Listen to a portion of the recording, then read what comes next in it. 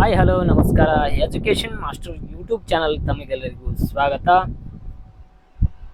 BA6 ಸೆಮಿಸ್ಟರ್ನಲ್ಲಿ ಬರುವಂತಹ economics ಟಾಪಿಕ್ಗಳು ಅಂದ್ರೆ subject ಯಾವುದಂದ್ರೆ ಅದರೊಳಗೆ ಇಂಡಿಯನ್ ಪಬ್ಲಿಕ್ ಫೈನಾನ್ಸ್ DSC 13. ಇದರಲ್ಲಿ ಕ್ವಶನ್ ಪೇಪರ್ನ ಸಾಲ್ವ್ ಮಾಡೋ ಮಾದರಿಯ ಪ್ರಶ್ನೆ ಪತ್ರಿಕೆಯನ್ನು ಇಲ್ಲಿ ಯಾವ್ಯಾವ ಕ್ವಶನ್ಗಳನ್ನು ಬರ್ತಾವ ನಿಮ್ಗೆ ಎಂಬುದನ್ನು ನೋಡ್ರಿ.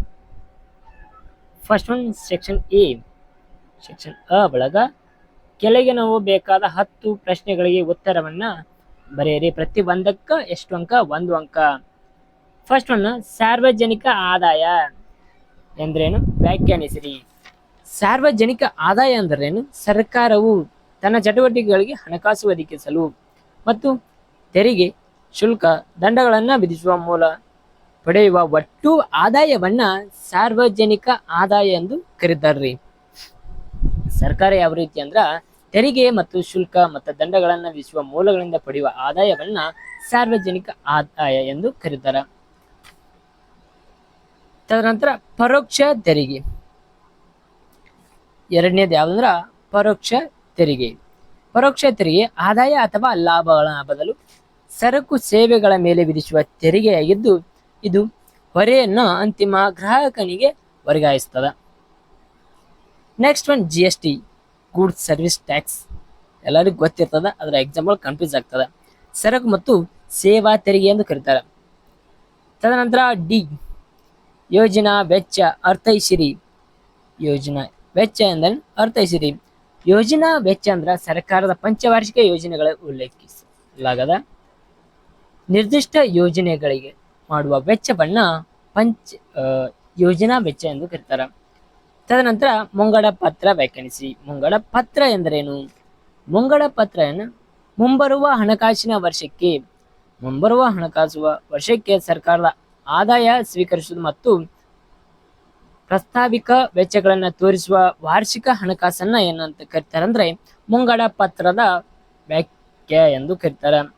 ತದನಂತರ ಎಫ್, ಪ್ರೈಮರಿ ಡೆಫಿನಿಷನ್ ಅಂದ್ರೆ ಪ್ರಾಥಮಿಕ ಕೊರತೆ ಎಂದರೇನು? ಪ್ರಾಥಮಿಕ ಕೊರತೆ ಎಂದರೇನು? ಎಫ್, ಇದು ವಿತ್ತೀಯ ಕೊರತೆ ಮತ್ತು ಹಿಂದಿನ ಸಾಲಗಳ ಮೇಲಿನ ಬಡ್ಡಿ ಪಾವತಿಯ ನಡುವಿನ ವ್ಯತ್ಯಾಸವನ್ನ ತಿಳಿಸ್ತದ. ಜಿ, ಹಣಕಾಸು ನೀತಿ ಯಾವುದಾದರೂ 2 ಉದ್ದೇಶಗಳನ್ನ ತಿಳಿಸಿರಿ. ಯಾವ್ಯಾವ ಬರ್ಬೋದ್ರಿ? ಬೆಲೆ ಸ್ಥಿರತೆ ಬರಬಹುದು, ಸೆಕೆಂಡ್ನ ಆರ್ಥಿಕ ಬೆಳವಣಿಗೆಯನ್ನ ಉತ್ತೇಜಿಸುವುದೆಂಬುದನ್ನ ನೋಡಬಹುದು. ಎಚ್, ಪತ್ತು ನಿಯಂತ್ರಣ ಎಂದರೇನು?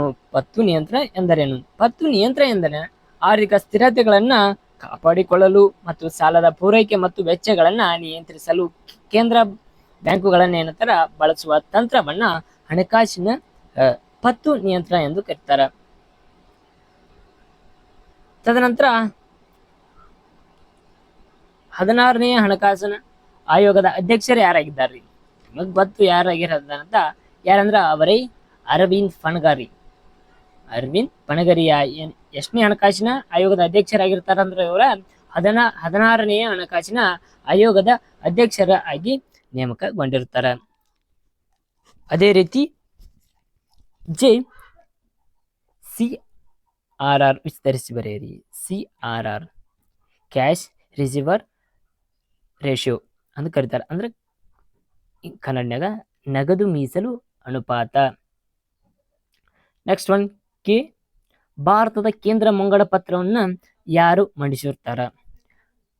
ಯಾರದ? ಕೇಂದ್ರ ಹಣಕಾಸಿನ ಸಚಿವರು ಏನ್ ಮಾಡ್ತಾರೆ ಅಂದ್ರ ಆ ಪತ್ರವನ್ನ ಮಂಡಿಸಿರ್ತಾರೆ ಎಂಬುದನ್ನು ನೋಡಬಹುದು. Finance minister. L, MODPAT ವಿಸ್ತರಿಸಿರಿ. ಅಂದ್ರೆ ಪರಿಷ್ಕೃತ ಮೌಲ್ಯವರ್ಧಿತ ತೆರಿಗೆ ಎಂದು ಕರೀತಾರೆ. ಇದನ್ನ ಮೋಡಿಫೈಡ್ ವ್ಯಾಲ್ಯೂ ಆಡೆಡ್ ಟ್ಯಾಕ್ಸ್ ಎಂದು ಕರೀತಾರ್ರಿ.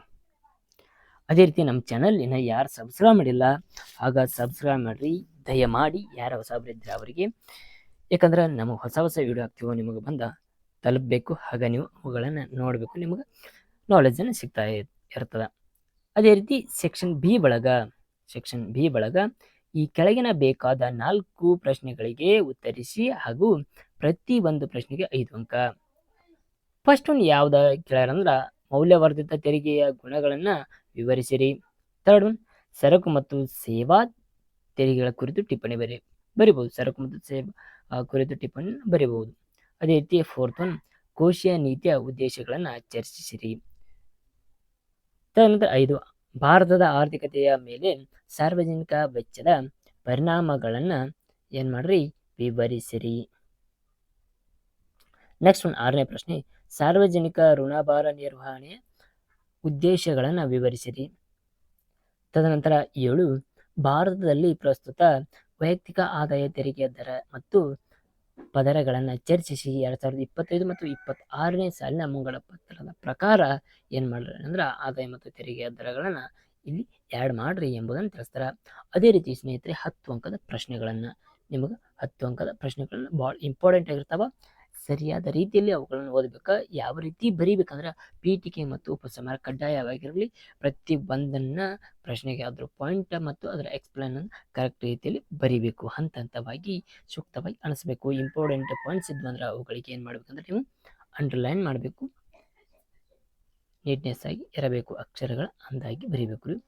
ಅದೇ ರೀತಿ 8ನೆಯ ಪ್ರಶ್ನೆ, ಮೌಲ್ಯವರ್ಧಿತ ತೆರಿಗೆಯ ಪರ ಮತ್ತು ವಿರೋಧ ವಾದಗಳನ್ನು ವಿವರಿಸಿರಿ.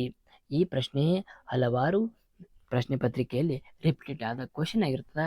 ನೀವು ಇದನ್ನು ಕಡ್ಡಾಯವಾಗಿ ಓದಲೇಬೇಕು. ಅದೇ ರೀತಿ 9, ಸಾರ್ವಜನಿಕ ಸಾಲದ ಮತ್ತು ಸಾಲದ ವಿವಿಧ ವಿಧಗಳನ್ನು ಚರ್ಚಿಸಿರಿ ಎಂಬುದನ್ನು ಕೇಳಿದರೆ ಇದು 2 ವರ್ಷ ರಿಪೀಟ್ ಆಗಿರ್ತದೆ ಕ್ವಶನ್ನ. ಅದೇ ರೀತಿ 10, ಸಾರ್ವಜನಿಕ ಋಣಭಾರ ನಿರ್ವಹಣೆಯ ತತ್ವಗಳು ಮತ್ತು ಉದ್ದೇಶಗಳನ್ನು ವಿವರಿಸಿರಿ. 11, ಸಾರ್ವಜನಿಕ ಆದಾಯದ ವಿವಿಧ ಮೂಲಗಳನ್ನು ತಿಳಿಸಿರಿ. ಸಾರ್ವಜನಿಕ ಆದಾಯ ಯಾವ ರೀತಿ ಬರ್ತದೆ, ಯಾವ್ಯಾವ ಮೂಲಗಳಿಂದ ಬರ್ತದೆ ಎಂಬುದನ್ನು ನೀವು ಚಾರ್ಟ್ ಹಾಕಬಹುದು. ಚಾರ್ಟ್ ಹಾಕಿ ಅವುಗಳನ್ನು ಎಕ್ಸ್ಪ್ಲೈನ್ ಮಾಡಬಹುದು. ಅದೇ ರೀತಿ 12, ಹಣಕಾಸು ನೀತಿಯ ಸಾಧನಗಳನ್ನು ಸವಿಸ್ತಾರವಾಗಿ ವಿವರಿಸಿರಿ ಎಂಬುದನ್ನು ಇಲ್ಲಿ ನಾವು ನೋಡಬಹುದು. ಆಗ ನಮ್ಮ ಚಾನಲ್ ಇನ್ನು ಯಾರು ಸಬ್ಸ್ಕ್ರೈಬ್ ಮಾಡಲಿ ಹಾಗೆ ಸಬ್ಸ್ಕ್ರೈಬ್ ಮಾಡಿ, ಹಾಗೆ ಸಪೋರ್ಟ್ ಮಾಡಿರಿ. Thank you all. ವಿಡಿಯೋನ ಎಲ್ಲಿ ಸ್ಕಿಪ್ ಮಾಡೋಕೆ ಹೋಗ್ಬೇಡ್ರಿ. ನೀವು ಲಾಸ್ಟ್ ಆಗಿ ಬರ್ತೀರಿ ಇಷ್ಟ ರೀ. Thank you all.